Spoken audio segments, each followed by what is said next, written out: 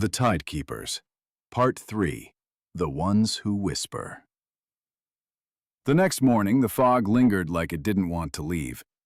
Maris stood outside the Brine Harbor General Store, the tide shell in her coat pocket, its spiral strangely warm again.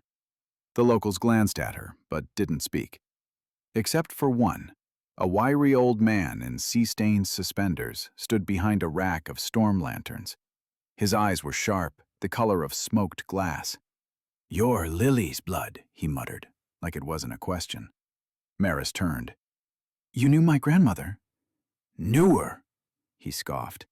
"She was the only one who understood what Brine Harbor used to be, before the tide started remembering." Maris blinked. "What does that mean?"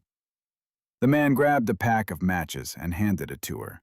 "She tried to warn people, left clues. That journal you found? She stopped writing in it the night the fourth tidekeeper came back." Maris stiffened.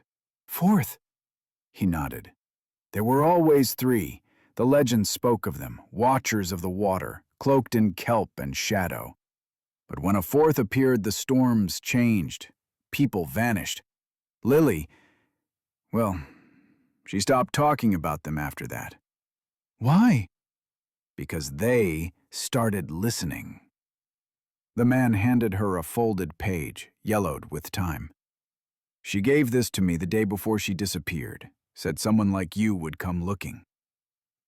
Maris unfolded it, a hand-drawn map of Brine Harbor, scribbled in the corner, "When the fourth whispers, the sea remembers. Do not follow the song."